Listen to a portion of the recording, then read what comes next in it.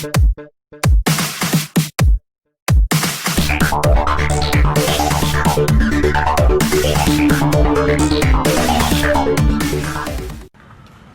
लोगों को नमस्कार। मैं धीरेन्द्र प्रताप, गोरखपुर उत्तर प्रदेश से। मोदी जी देश बेच रहे हैं और उनके चेले चपाटे शहर बेच रहे हैं। ये गोरखपुर है, योगी आदित्यनाथ मुख्यमंत्री हैं यहाँ के और इसी शहर से बिलोंग करते हैं। यही गोरखनाथ का मठ है और गोरखपुर के बारे में बहुत बड़ा बड़ा भौकाल है। गोरखपुर ये है, गोरखपुर वो है। अभी मोदी जी की जब पहली सरकार आई थी तो इसको स्मार्ट सिटी बनाने की बात हो रही थी, लेकिन इस गोरखपुर में एक भी सरकारी ग्राउंड नहीं बचा है जो 10-12 एकड़ का हो। खेल का मैदान एक भी नहीं बचा है। रीजनल स्टेडियम को छोड़ दिया जाए और रेलवे का जो स्टेडियम, निजी स्टेडियम, उसको छोड़ दिया जाए तो शहर के बीच में सार्वजनिक स्थल बचा ही नहीं है। आज जो सार्वजनिक स्थल बचा है, जिस ग्राउंड पर मैं खड़ा हूँ, इसको कहते हैं कचहरी क्लब। ये बात मैं आपको क्यों बता रहा हूँ, क्योंकि ये पूरे देश के हर शहर में चल रहा है। देश के सब कोने कोने में जितने उद्योगपति हैं, अमीर हैं, उनको लाभ पहुंचाने के लिए जो सरकारी संपत्तियां हैं, जो निजी, उनको निजी हाथों में दिया जा रहा है। अब देखिए, उदाहरण के तौर पर आप इस कचहरी क्लब को देख सकते हैं। ये कचहरी क्लब का ग्राउंड है, शहर के बीच बसा हुआ एकमात्र ग्राउंड है जो बचा हुआ, और इसके अलावा कोई ग्राउंड नहीं है शहर में। यहाँ पर सांस्कृतिक कार्यक्रम होते हैं, स्पोर्ट्स इवेंट होते हैं। ये खिलाड़ी हैं जो यहाँ पर जिम्नास्टिक और कराटे और तमाम तरह के खेलों में हिस्सा लेते हैं। वहाँ उनके प्रशिक्षक बैठे हुए हैं।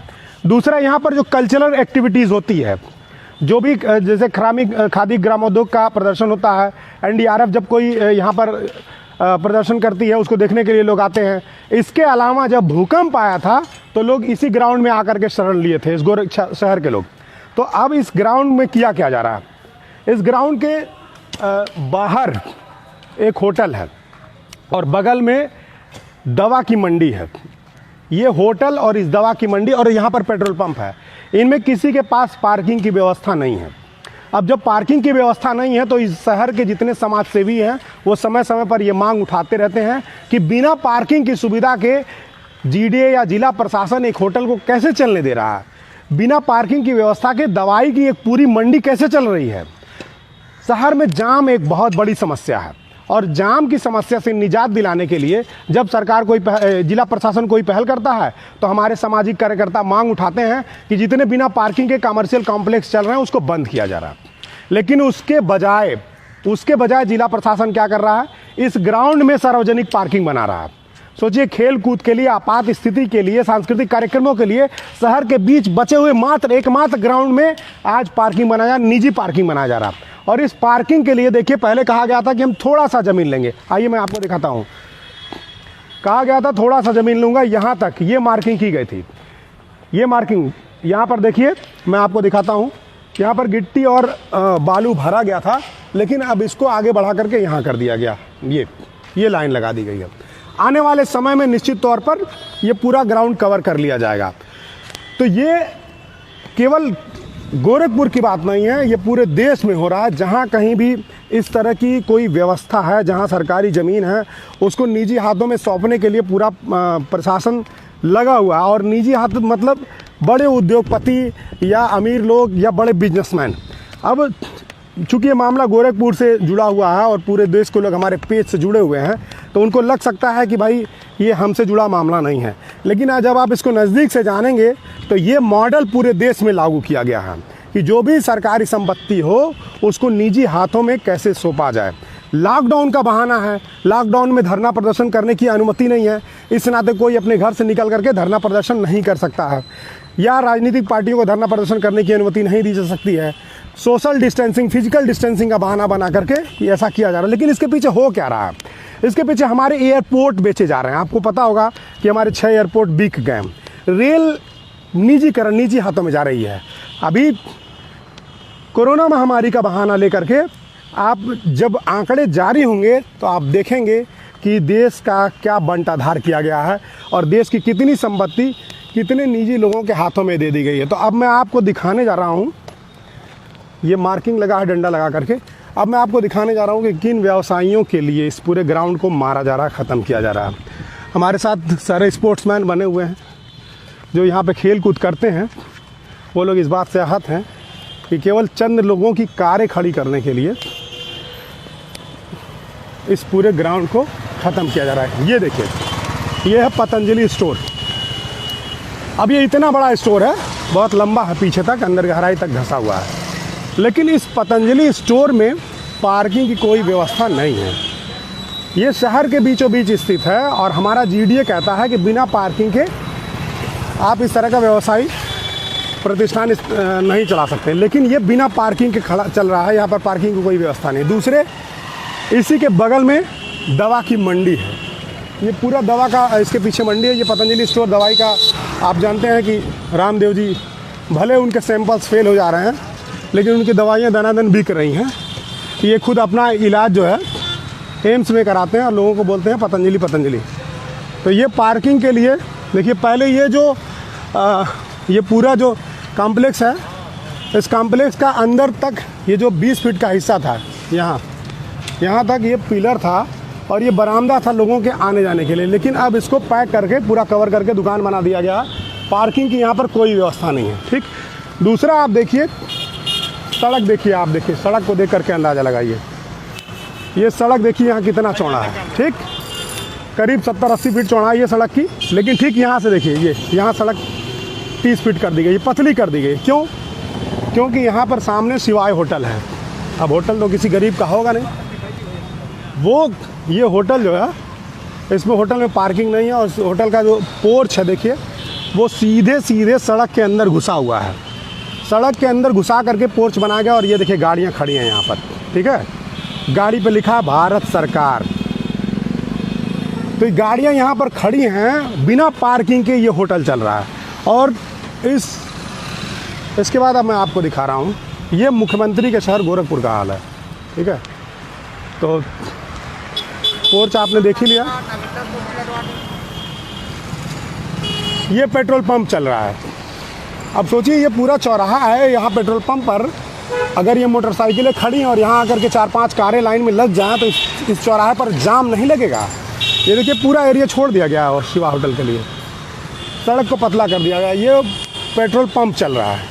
ठीक है, बीचों बीच, शहर के बीचों बीच, जो किसी भी मानक में, किसी भी अपने मानक को फुलफिल नहीं करता है और किसी प्रकार से यहाँ पर लगने के योग्य नहीं, लेकिन ये पेट्रोल पंप यहाँ पर लगाया गया है। ठीक है, हाँ, तो अब ये पार्किंग है।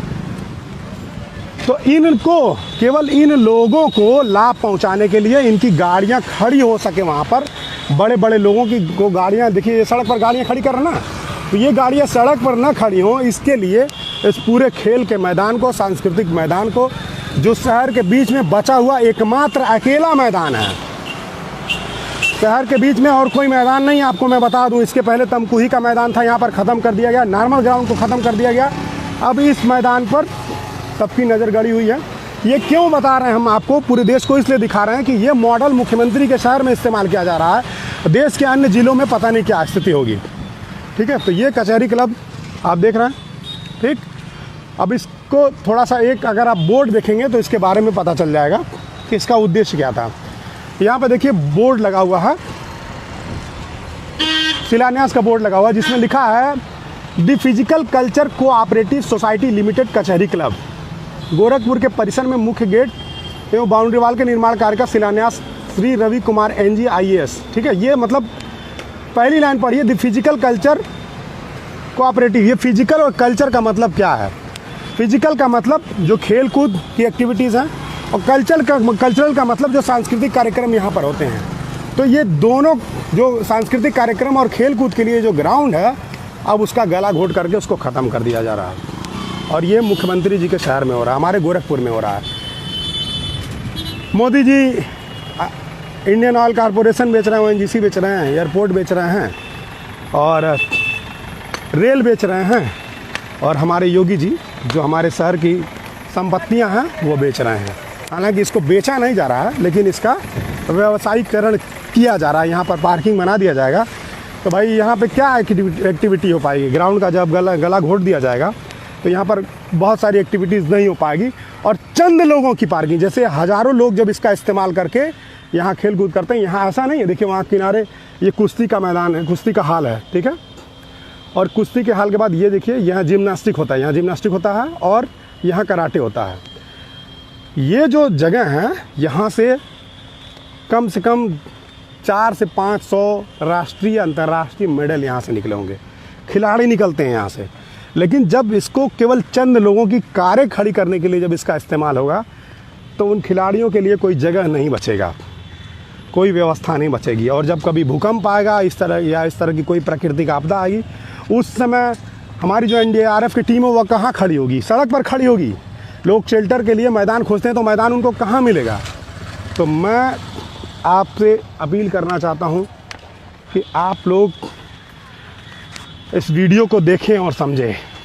आज हम लोग प्लान बनाएंगे और कल से हम लोग इस सड़क पर उतरेंगे, इस ग्राउंड को बचाने के लिए लॉकडाउन तोड़ेंगे, सड़क पर उतरेंगे और सरकार को मजबूर करेंगे कि इस ग्राउंड को बचाया जाए। लेकिन आप भी अपनी आँख खोले रहिए। आप सभी लोग से अनुरोध है कि अपनी आँख खोले रहिए और अपने आसपास नज़र दौड़ाते रहिए कि आपकी कौन सी संपत्ति को सार्वजनिक किया जा रहा है, ऐसा कौन सी सार्वजनिक संपत्ति को निजी हाथों में देने की कोशिश की जा रही है, कहाँ पर सरकारी संपत्तियों को बेचा जा रहा है। इस पर आप आवाज़ उठाते रहिए। अगर आप ऐसा नहीं करेंगे तो आने वाली नस्लें आपसे सवाल पूछेंगी कि जब देश की सभी सरकारी संपत्ति का मतलब सार्वजनिक संपत्तियां निजी हाथों में दी जा रही थी, तो आप क्या कर रहे थे? तो उस समय आप जवाब दे पाए कि भले वो तानाशाही सरकार थी, भले लोगों को जेल में डाल दिया जाता था, लेकिन हमने आवाज़ उठाई थी।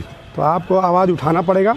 और अगर आप आवाज़ नहीं उठाते हैं तो जो हमारे लाखों रणबांकुरों ने अपनी जवानी में इस देश को आज़ाद कराने के लिए अपने प्राणों की आहुति दी थी, उन सब का बलिदान बेकार हो जाएगा। अगर हम इस देश को नहीं बचा पाएँ, संविधान को नहीं बचा पाएँ, सरकारी संपत्तियों को नहीं बचा पाएँ, तो उन सब की शहीद आजम भगत सिंह हों, राजगुरु हों, सुखदेव हों, ये जितने भी हमारे बलिदानी थे, इन सब का जो कुर्बानी है वो बेकार हो जाएगा। इस नाते देश को बचाने का समय, अपने आसपास नज़र दौड़ाते रहिए। और गोरखपुर के जितने लोग इस वीडियो को देख रहे हैं वो ये जान लें कि आज हम लोग रणनीति बना करके इसका ऐलान कर देंगे और कल से हम लोग इस पर आंदोलन शुरू करेंगे और किसी भी हाल में हम लोग इस ग्राउंड को, शहर के बीच बचे एकमात्र ग्राउंड को हम बचाएंगे। आप सभी इतनी देर तक बने रहें। आप सभी लोगों को